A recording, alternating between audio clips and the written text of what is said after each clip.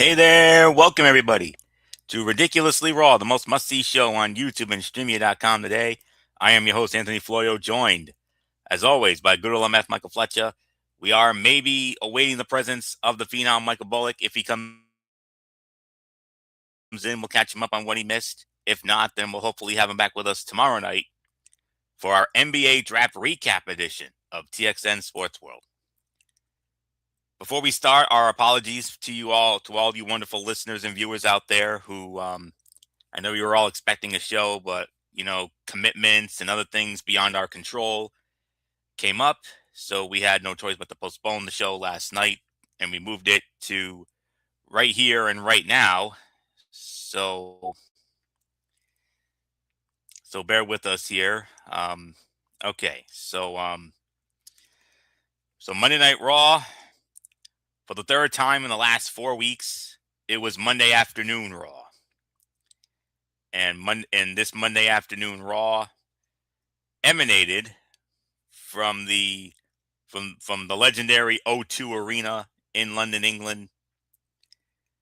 And without any further ado, let's dive on in and get everything going here. So we started it off with an in-ring segment. We brought out the ruler. We brought out Obafemi. And Oba, with some words, this was, to hype up his King of the Ring final with Jey Uso this Saturday. So let's set it up here. When we went live in the arena, Obafemi made his way out as the crowd serenaded him, chanting his name. The ruler could barely contain his smile when the crowd continued to chant his name well after his music had stopped. He said he would love for the crowd to chant his name all night, which caused them to start up again. He spoke about looking forward to winning the King of the Ring tournament on Saturday, calling it his destiny. But he said he was still unsure about which title he would pursue once he has the crown. And that brought out Jey Uso to issue a response. Main event, Jey Uso made his way through the crowd to confront his opponent and Night of Champions. Jey said he is used to being counted out by people, but he keeps proving them wrong. He brought up his Royal Rumble and world title wins as examples of times he overcame the odds, and he promised to do it again on Saturday against Femi. Oba said he is going to destroy Uso because he is already looking past him to a different member of his family. The segment ended without any fighting, but both men said what they needed to say. Well, I'll tell you what, it was a fine start to the show, and basic segment to set up their King of the Ring final. It will be interesting to see if there is more to come or if they leave it alone until Friday on SmackDown or even Saturday. More than anything, it was nice that Oba finally established that the winner can challenge for either world championship. It is a change from last year that really should have been established right from the start instead of keeping it brand exclusive. But, fine segment, fine basic segment to start the show. So, MF, if you want to talk about it, feel free. Or if not, we can just move on to our first match of the night. Yeah, as far as the segment goes, it was fine for what it was worth. But I'm sorry.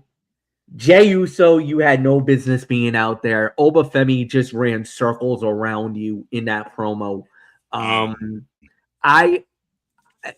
I got a lot of people that was telling me, what was the point? I mean, if you're going to make Jey Uso a threat, that promo did not do it. That promo made you look weak and then some. I know the story is that most likely it will be Jey winning the King of the Ring because of Brock.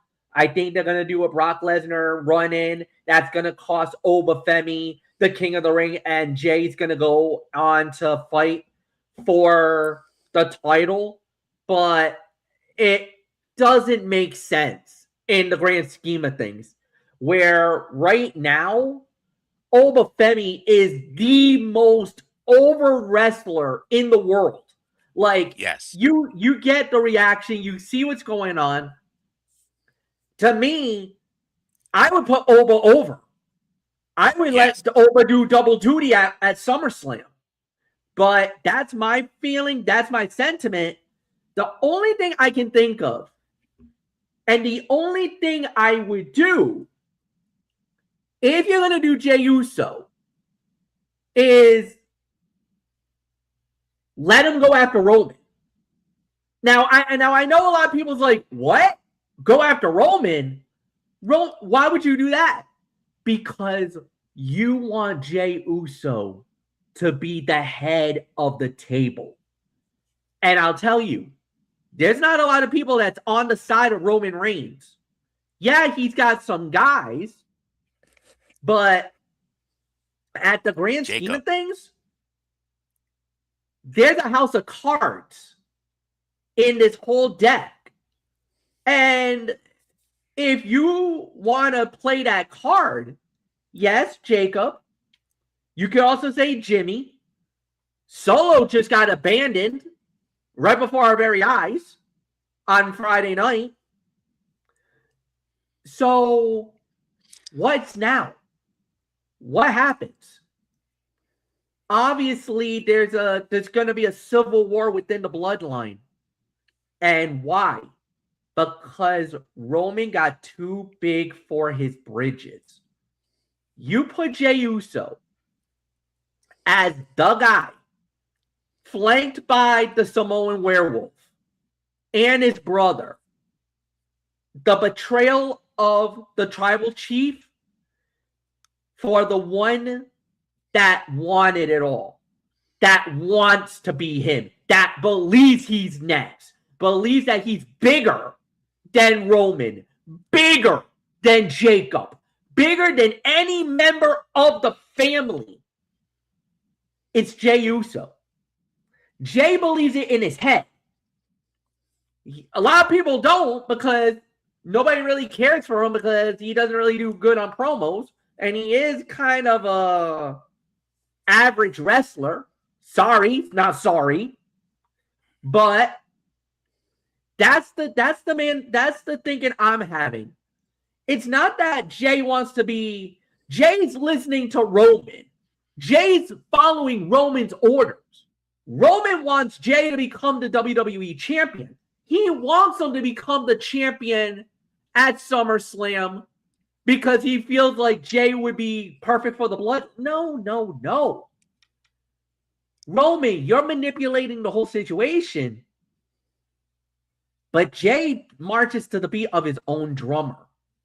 And I'm pretty sure Jey will backstab Roman and says, I want you at SummerSlam for the World Heavyweight Championship. Because to me, there's only one guy that should go after Cody Rhodes. CM Punk. Exactly. That is the match we're getting at SummerSlam. I'm not buying Jey Uso versus Cody Rhodes. I don't see it. So that's my theory. I'm sticking to it. Florio, go. No, you're good. You're good. The Jacob Fatu factor. Because remember, what was Jey Uso known as when the bloodline first started? What was Jey Uso to Roman Reigns? The right-hand man. What's Jacob Fatu to Roman nowadays? Yeah. And what also is important is, remember that Ulafala he got? It was like a brown Ulafala. That is like a higher up level for yeah. So you're right. You're absolutely right. And that's why if Jey Uso does win this, which it's very likely he's going to, unless they pull the rug out from under us, which would be awesome if they did. You got a backstory right there. Jacob and Jey don't see eye to eye. They don't get along. They're like oil and vinegar. So read into that what you will. First match of the night for the WWE Women's Tag Team Championships. The champions, Brie Bella and the hometown girl, Paige, squaring off defending the titles against Bayley and Lyra Valkyria. Winners of the match in an even 8 minutes. And still, the women's tag team champions, Brie Bella and Paige. But MF, it's not the match we're talking about. It's what happened after the match. We've talked about this at length, a number of times on this show for the last several months or so. Once in a while, here and there. But they finally did it. They pulled the trigger. Lyra Valkyria turns heel on Bayley. Yeah. Whoa. How about this? A lot of people thought initially it was going to be Bayley. A lot of people thought Bayley was going to be the one to pull the trigger and turn on Lyra. But it was the other way around. It was Lyra that went off and attacked Bayley. And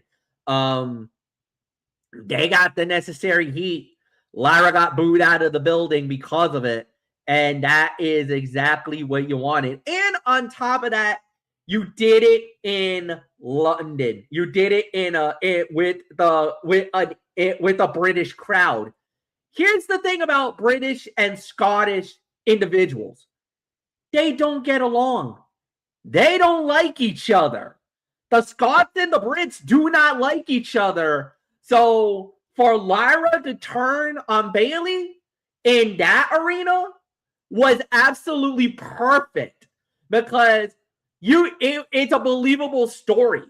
It is absolutely a believable story for the fans to boo Lyra Valkyria because of who she is, where she's from, and what she represents. So to me, I thought this was perfect. They did this perfectly. This was about a 2.5 star bout. There wasn't anything to write home about. There wasn't anything special about the match. It was all about the post fight and the beat down and the turn. So we'll give you that. But at the end of the day, I thought they did a fine job. So yeah, really nothing more to add. And Anthony, it is yours. Yeah, I mean, the match played out in a relatively predictable manner. It never felt like the challengers were going to win, but they put up a decent fight. Bayley and Lyra are both good performers and showed their chemistry as partners. However, that all came to an end after they lost the match. As Bayley was trying to comfort her, Valkyria snapped and attacked her, leaving her down in the ring and turning heel in the process. While the women's tag team division still needs to be built up a bit more, this team felt like it had run its course. Neither woman was getting anything out of it anymore, so using it to turn Lyra heel was the best choice. The match we got here was fine, but the heel turn after is what people are going to be discussing the most. 2.5 stars, definitely agree with the rating on that. And I'll tell you what, MF, I mean, Valkyria as a heel, that's going to be a test for her. She is untested in that area, so this is a gamble. But this is a gamble I am very interested in following along with. So I'm definitely intrigued. Chad Gable has spent the last few weeks apologizing to all of the luchadores he has offended in WWE. But Monday, he decided to finally apologize to his former teammates in the Alpha Academy. Otis, Akira Tozawa, and Maxine Dupree came out and listened to what he had to say. Gable tearfully recounted the ways he wronged them and apologized for how he treated them in the past. It looked like Otis was ready to forgive him, but Dupree did not allow it. She said Gable went too far with the things he put them through and refused to forgive his transgressions. On paper, keywords on paper, it sounded like a boring segment with no resolution. But in execution, it worked exactly as it was intended. Chad Gable looked sympathetic, and Otis helped sell that emotion with his facial expressions. The real star here might surprise some people, but in all honesty, Maxine Dupree carried the weight of the second half of this segment. Yes. She was not only justified in how she felt and listed several examples to back up her feelings, but she spoke with confidence and conviction. It might be the best she has looked on the mic since arriving in WWE. Mm-hmm. There was no fighting, and we probably won't even get a match out of this. But they did the right thing by not just having them forgive Gable after everything he did. The story is more interesting if they make him earn back their respect. And before I give it to you, MF, remember, over the last several weeks or so, we've been seeing Maxine Dupree chatting it up with Austin Theory. Mm-hmm. Could Maxine Dupree possibly be the first lady of the Vision down the road? Your thoughts on the segment? You are absolutely right. And that was the one thing that I was kind of thinking the whole time, is that Maxine Dupree didn't really say much lies, except for that last part that we do not need Chad Gable. That is where she's wrong. That was the only thing she said wrong, is that, you know, as much as we don't need Chad Gable, that the world doesn't need Chad Gable. That's the only thing I would be like, sorry, honey, you don't know what the heck you're talking about on that one. But she was absolutely right with everything she said, except for that one part. And the conviction, the forcefulness, and just the flat out, the way she presented it, it felt authentic. It felt real to us. I had nothing bad to say about the segment. I thought she was absolutely right. I think she's vindicated in what she said. And it also was very interesting because Tozawa left immediately after the whole thing. So that means he's not ready to accept. Otis was the one that was kind of the hardest one. But at the end, like you said, Otis decided to go with his buddies and Chad was left on his own. But the thing is that, look, Chad's redemption story, the redemption arc, is only going to get better. Right now, he's got to make, with the Luchadors, he's already made amends.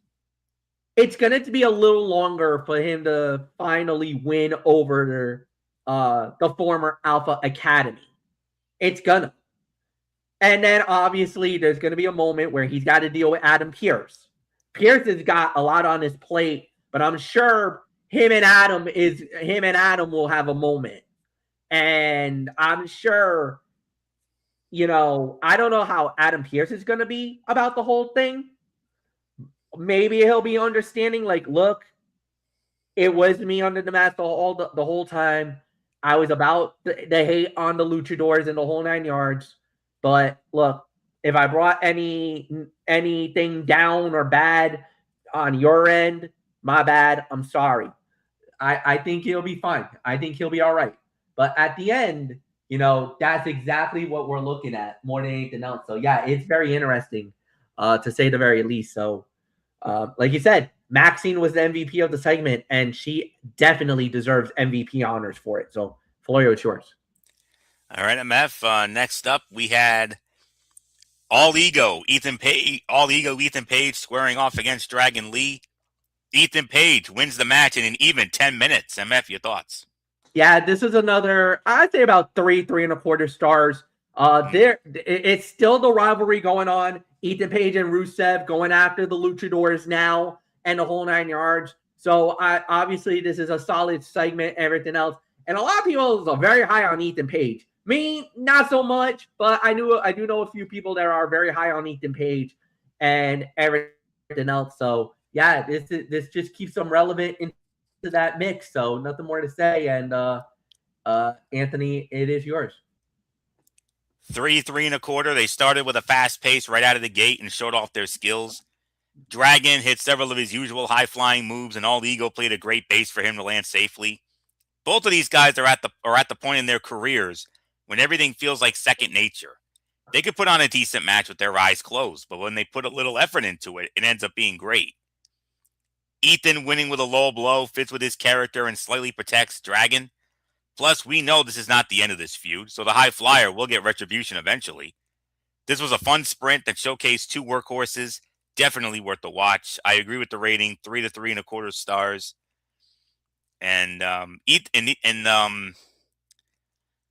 Page is much stronger than he looks. He is deceptively big and is great at fighting these smaller guys that he can throw around. And how about that tope suicida by Dragon? That was bonkers. He almost flew into the crowd. That was something. So, not much more to say on that. We had another matchup here. Well, before that, there was it was a brief and basic segment with Io Sky and Liv Morgan to set up their Queen of the Ring final on Saturday. And by the way, Night of Champions this Saturday, 1 p.m. Eastern on the ESPN Unlimited app. First hour on ESPN. Oh, by the way, during that first hour on ESPN, we're getting both the King and Queen of the Ring finals. How about that? Yeah, that's massive. That is massive. So you're going to get Obafemi versus Jey Uso, and you're going to get Liv Morgan versus Io Sky. So, and I'm going to elaborate a little bit more about that on Friday night on the Cerebral Smack Talk when we preview Night of Champions. I've got something to say about that. I'm not going to give it away here. I'm going to save that for Friday. That's a hook. So, with that being said, let's get into our next matchup here, as it was LA Knight going one-on-one with Jimmy Uso. LA Knight winning the match in 12 minutes and 20 seconds with help from Solo Sikoa. Okay. That just made things a little interesting here. 3.25 star, another 3 to 3.25 star effort. Jimmy Uso was the one trying to keep LA Knight and Jey Uso from fighting in recent weeks, but after a backstage disagreement, they ended up having a match on Monday. They did a good job making this feel like a more personal fight right out of the gate. They didn't waste any time with lockups and chain wrestling. They were throwing hands right out of the gate. They put on a solid match that took the fight in and out of the ring several times. LA Knight had the crowd behind him, but Jimmy still had some fans on his side as well. There were not any real stakes to this bout, but that can sometimes be a good thing. It was just about two guys trying to settle their differences, nothing more, nothing less. Solo showing up and costing Jimmy the win is going to make things between him and the Bloodline even more tense going forward. And there was one point in the match when it felt like the crowd got completely quiet for a few moments. All right. Go back to that statement I just said. A point in the match when it felt like the crowd got completely quiet for a few moments. And we're talking about a Euro crowd when I say that? The same Euro crowds that usually hijack the Raw after WrestleMania over the years. I wonder if it was because, was it a fatigue moment? Was it like too hot, too fast? Or maybe there was a lull in the match where maybe they kind of felt like, they just wanted it to sit on their hands for the moment. So, I mean, I get it. I get where you're coming from. But, if it was a brief moment, maybe they just needed a moment to catch their breath. You don't know, Florio. Well, that's true. But it's a little surprising. I mean, when you think Euro crowds, you obviously think the craziest of them all, with all due respect, France. I mean, yes. Mainly because of those Simple Mont do chants. I mean, yep. That's our new running gag. That's the new two. And MF would always go nuts on those twos back in the day. And then when they did those Simple Mont do's, I mean, MF was laughing so hard he even broke out the ooping laugh. That's how funny he thought it was. And then you threw in your trademark, God, I love you knuckleheads, and all that. But all kidding aside, 3.25 star match. So not much more. MF, LA Knight defeating Jimmy Uso in 12:20. Solo Sikoa, the difference. Yeah. With the embryonic spike. Yeah, surprised. I think that was the thing that didn't I don't think we had that on our bingo card, but Nope. it happened. And yeah, he's made it abundantly clear he's out for that. He's out for on his own, and he's trying to take down Roman and that empire. And at the end, it happened, and there's really not much to talk about on that one. So yeah, Anthony, it's yours. About 2.5 to 3. Okay. Then we had a lot of backstage stuff. Then there was they did a pre-taped sit-down interview, Corey Graves with Seth freaking Rollins to hype up Seth Rollins' steel cage match against Braun Breaker at Night of Champions on Saturday. So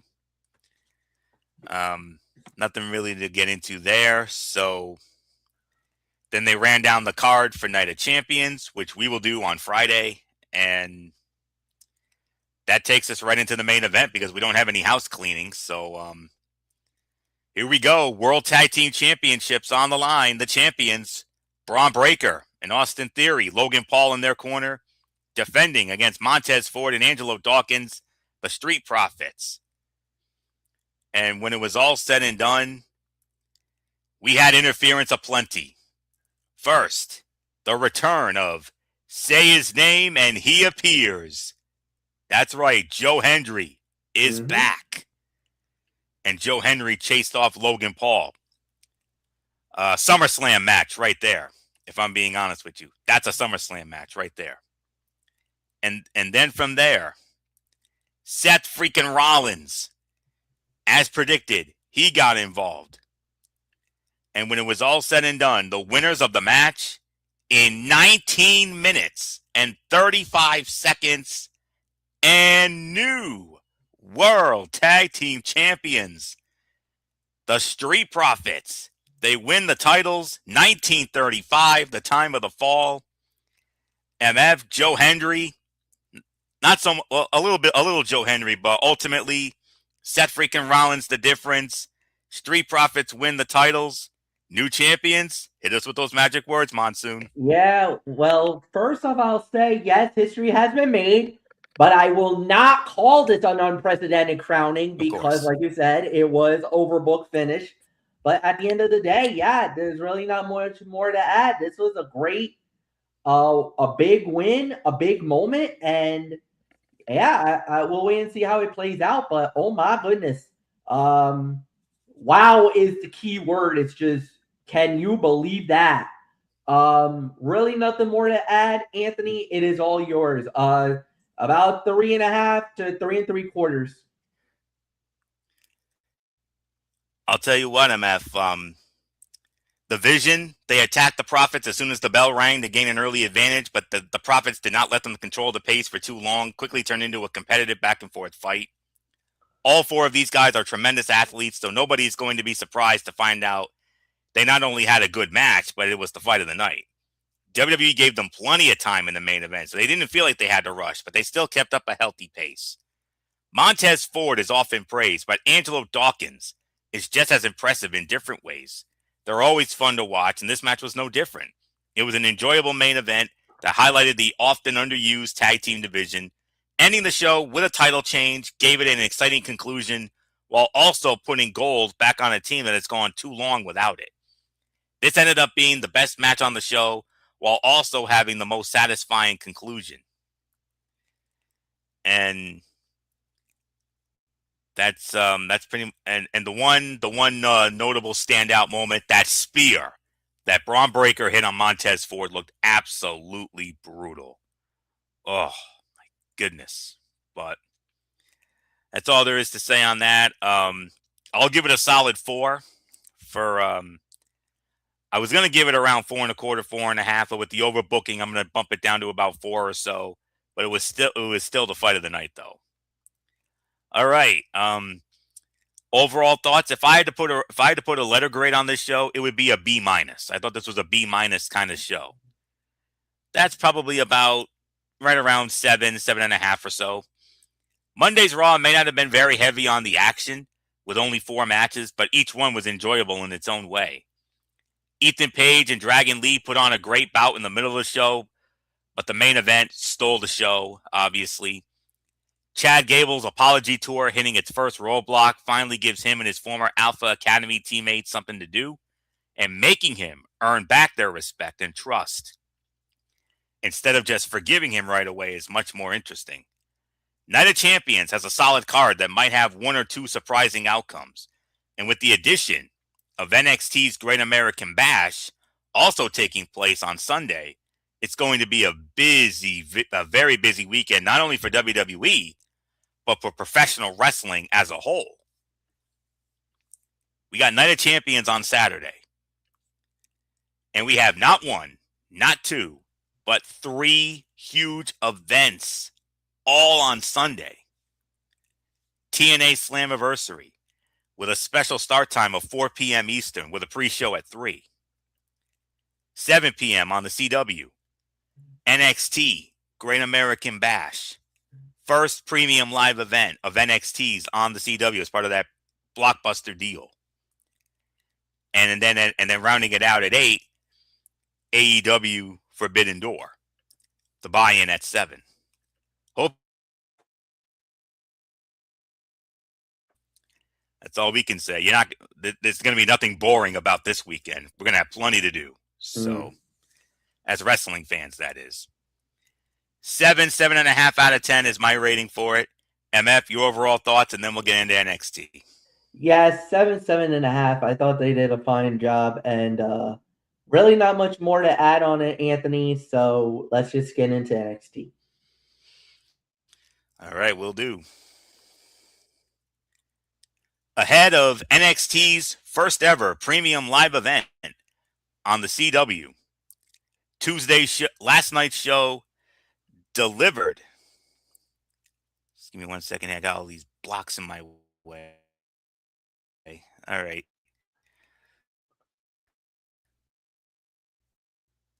Oh, man. All right.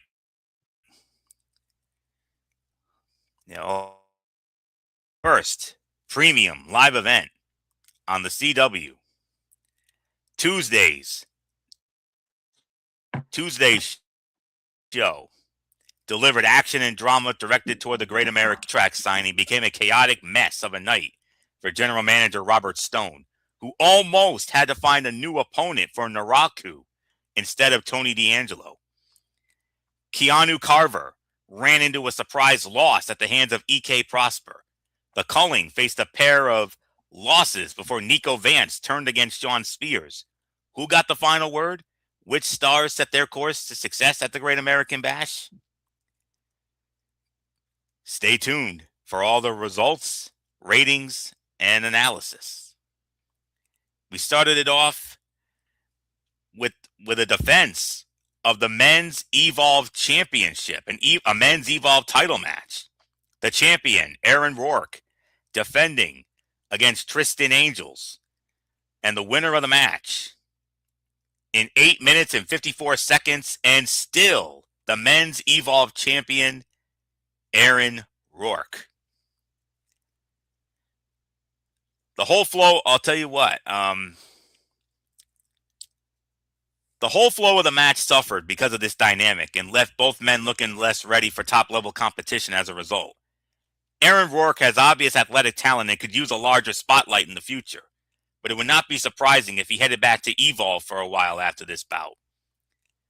Tristan Angels has a match with Shiloh Hill up next, which should be solid, though it does not come off a premium live event worthy bout right now. So I will give this right around 2.5, 2 3/4 of a star for the effort. So not much more. MF, Aaron Rourke, still the Evolve champion, defeating Tristan Angels in 8:54. Yeah, this was a solid matchup. This was about a 2.5 star bout. Could have been better in certain areas, but I'm not going to be too mad about it. I thought they did a fine job with it, and yeah, really nothing more to say. Anthony, it's yours. All right. We were supposed to have a double contract signing. Well, it did not happen. Tony D, Naraku, and Robert Stone, they met up in the parking lot. Naraku said he wanted to personally hand Tony D the contract, and then Tony D opened the contract and a fireball flashed right into his face. Firebomb. Yep. What was that? Firebomb. I'm gonna take a wild guess, MF. Did Naraku pull off anything like this when he was evil? No. Oh. He never did that when he was evil. Nope. That's never ever happened when he was evil in New Japan. That was a shock. Even I was like, whoa, when I saw that. But yeah, but it's not the first time we see him firebomb on NXT, folks. You remember it was not too long ago during the rivalry of Keith Lee versus Karrion Kross. Keith Lee got firebombed on NXT. And the last time I seen an actual legit firebomb, I gotta go to RWA, to Legacy. RWA inside the confines of a steel cage. It was the main event of that evening. It was the Mind Eraser Mike Rasa going up against Christopher Dozier, the late Christopher Dozier, God rest his soul. They fought for the RWA championship, and it was Devin Blade that got involved, that cost Mike Rasa the title. And after the match was over, Devin Blades got in there and firebombed Mike Rasa right before my very eyes. Yeah, it was bad. What that moment, he lit him up, and it was right in the face as well. Rasa was in some severe pain at the time. We had multiple wrestlers trying to jump into the steel cage. The cage door was locked because the only way to get out was either pinfall submission or you escape the cage over the top. You could not go through the door. They padlocked the cage. And yeah, so that's how that fight went down. Holy heck, was that night. So I'm guessing that was when you were going to the shows by yourself and before Bullock and I started joining you. Yes. I figured as much. It was in Cranston. It was in the Cranston Arena. That's where this went down. This firebomb went off, and yeah, it was yeah. Good Lord, is all I can say. And speaking of RWA, go over to their YouTube channel. They've uploaded all the matches from the WrestleProm show. Yes. They're up there. So yes. You're gonna finally get to see all those videos of what was the most fun we ever had in an RWA show. Yeah, that's a night that's gonna definitely live rent free in our minds, for as long as we live. But anyways, then we had a promo segment. Saquon Sugars, Dion Lennox. This was to set up their match at the Great American Bash. We don't usually talk about promo segments, but I am going to say this. If there was ever a doubt that Saquon Sugars has it, this proved it. He was on fire throughout this segment with Dion Lennox. However, Lennox also deserves serious credit for his confidence on the microphone, standing up to Sugars and delivering on his own. That was the best sell of this feud so far by a wide margin and made this match feel bigger than it has any right to be. This will be a massive opportunity for both men to show themselves as more than just members or former members of Dark State.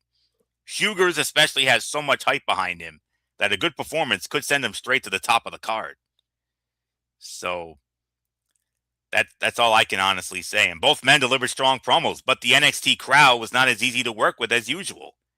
Typically, the Performance Center crowds have favored cheering all of Dark State. And it's still odd how Osiris Griffin and Cutler James chose to change Dark State, but Lennox is still acting as the leader. Okay, so we're just gonna move on here. Tag team action, as it was. We had two members of Birthright, Uriah Connors and Channing Stacks Lorenzo, Lexis King, Charlie Dempsey, Ariana Grace in their corner, squaring off against Hank and Tank with Matt Matthews in their corner, and the winners of the match in 12 minutes and 3 seconds, Hank and Tank. Hank and Tank wins it in 12:03. MF, your thoughts? Yeah, solid matchup. You could even say maybe a fight of the night candidate. This is a solid matchup. 3.5 stars is my rating for it. Could have been better, but it is what it is. It was a solid match. So Florio, it's yours. Yeah. Hank and Tank are a fun, explosive tag team to watch that work at a pace that can absolutely translate to the main roster at any time. Their upside on Raw or SmackDown is low, likely more a jobber to the stars like Alpha Academy, but the tag division could use the depth. Stacks and Connors have potential higher upside, but are still figuring it out, especially Connors. As a whole, though, these teams click through a competitive bout only weighed down by the unnecessary use of Matt Matthews. The comedian was just there to set up a spot of Charlie Dempsey falling on to the nether region of Lexis King. It was an awkward, juvenile scene that did not seem to be for any age group watching the show. At least it is likely this will be the end of Matthews' involvement in NXT. Excuse me. And I'm going to keep saying this until I'm blue in the damn face. This was not a good look for the ongoing struggles of Birthright to build any real credibility. I can't say this enough. William Regal and Finlay may need to get more involved. I'm just saying. I'll give it 3 to 3.25 for the effort. All right, and then they had the other contract signing, a cinematic contract signing. NXT promised a double contract signing and instead relegated the women's championship contract signing to a quick backstage sit-down. While the two sold the tension of their recent issues well, this presentation allowed the men's NXT championship match to far outshine the women's match, with all due respect. This is despite the likely fact that Lola Vice and Kendall Gray could deliver the fight of the night and could be the main event of Great American Bash. It is yet another example of NXT overlooking that the strength of the brand is its talented women's roster. Kendall Gray and Lola Vice are best served telling their story in the ring. It is hard to pick a winner at this stage, but it would be surprising if Kendall waits much longer for her big title win. And Lola spoke as the heel in this segment, talking down about Kendall replacing her. And I think it will very likely continue into the bout, giving Kendall Gray's growing popularity. And if Lola is going to sell herself at the level of a Shayna Baszler, she is going to need to hold that women's championship for a whole year, which, with all due respect, I think is unlikely. But you never know. So I believe Saturday will address that. So not much more to get into there. Keanu Carver versus EK Prosper. EK Prosper wins the match 9 minutes and 48 seconds. Before I get into the rating of the match, is it too soon to call Keanu Carver NXT's new Obafemi? He may not quite have the size, but he does have the power and menace while still finding that unmistakable charisma. That played out well against EK Prosper, who we threw around with relative ease throughout this bout. Prosper is not ready to be NXT's new Javon Evans, but he played the part in this bout, bouncing all around the ring. While Carver should be in the NXT Championship picture, this loss does not hurt him, serving more to give him a clear story he was lacking while he waits. Carver has a ton of confidence, but may need to find his own limits if he wants to make it all the way to the top. EK Prosper is a good foil as the scrappy underdog that will keep annoying Carver on his path up the NXT card. If Carver and Prosper are looking to fill the Oba and Javon roles in NXT, Saquon Sugars might just be looking to be the next Trick Williams.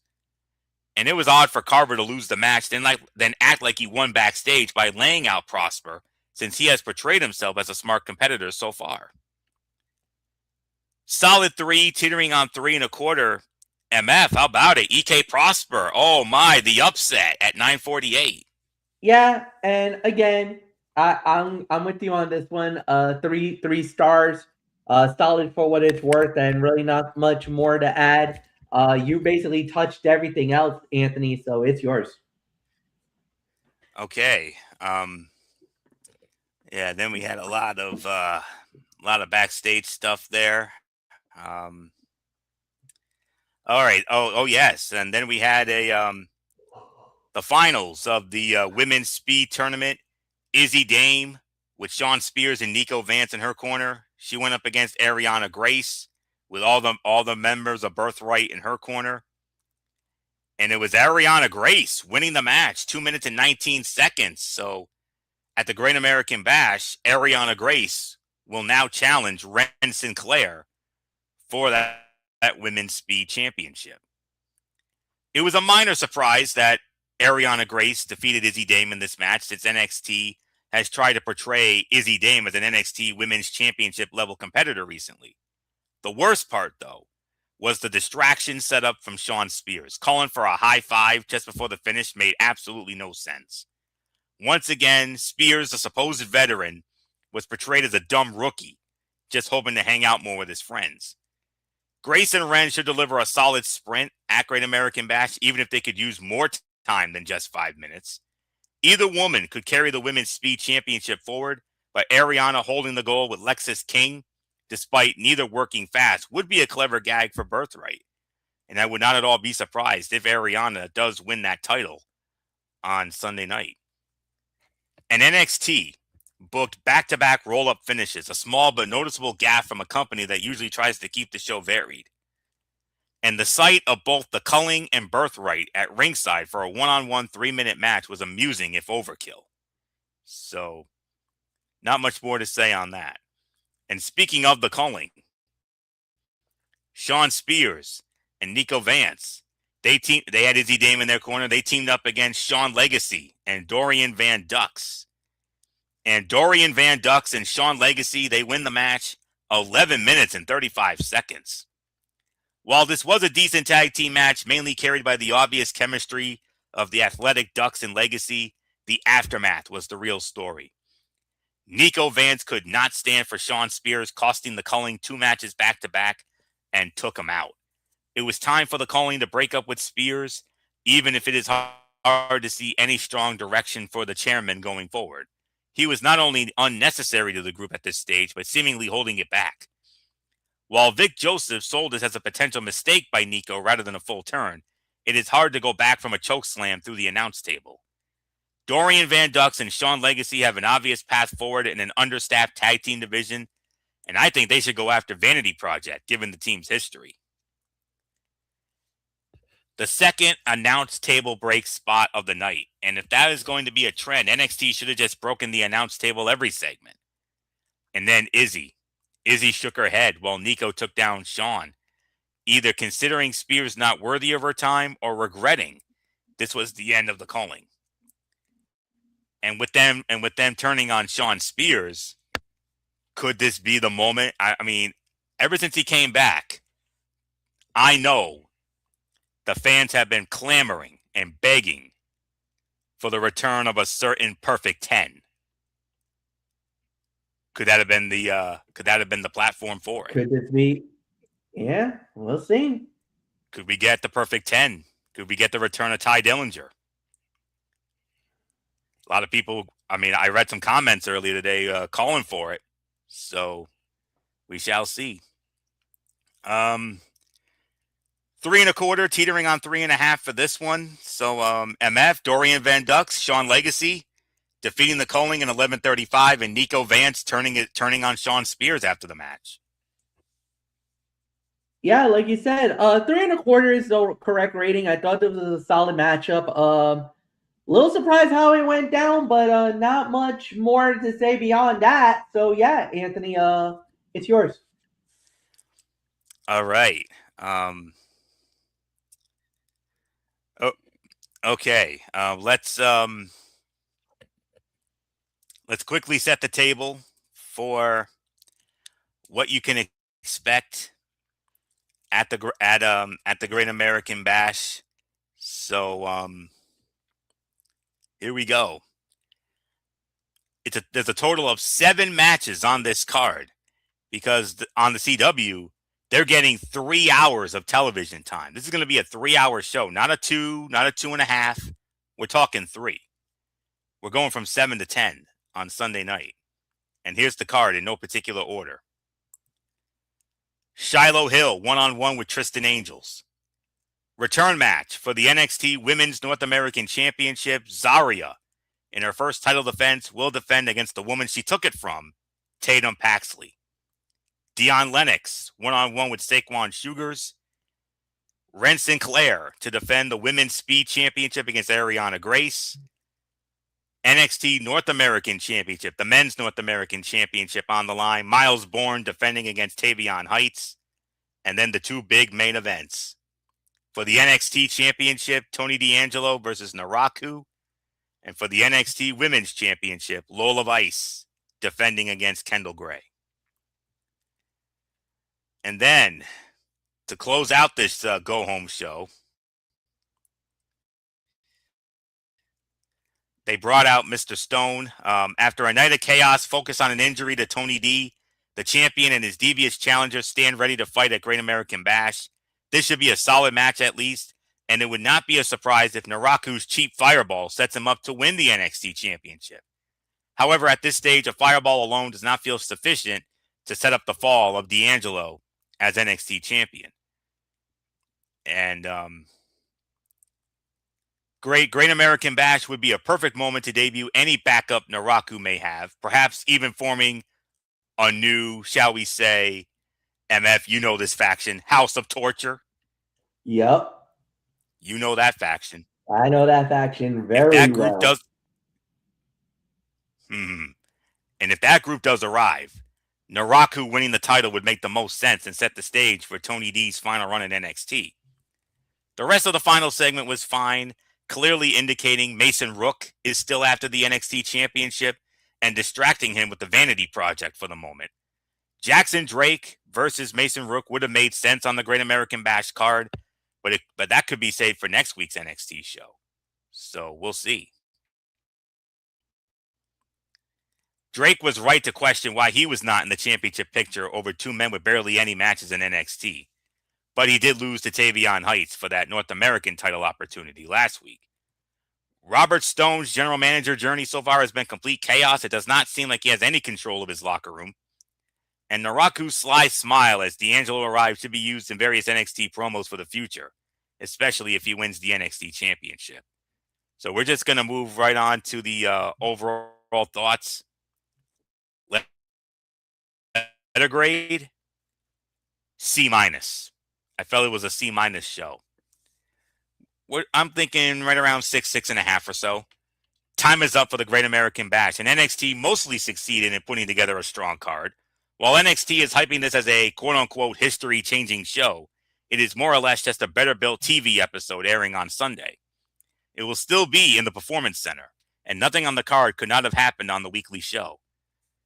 Last night's NXT was underwhelming in terms of in-ring action, but it is likely every match at the Great American Bash will outshine any match on this show.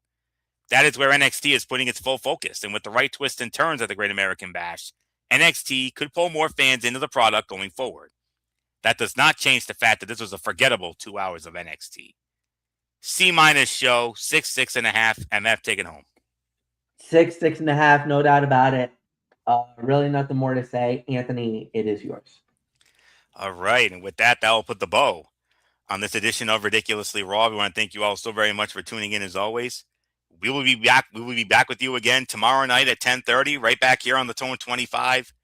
A very special edition of TXN Sports World, our 2026 NBA Draft Recap Show. Just like with the NFL Draft Show. You know how we do that. Team by team, letter grades, analysis, the whole 9 yards. And time permitting, MF will recap the first week of the Big Three and set the table for this weekend's action, time permitting, and maybe even some World Cup stuff.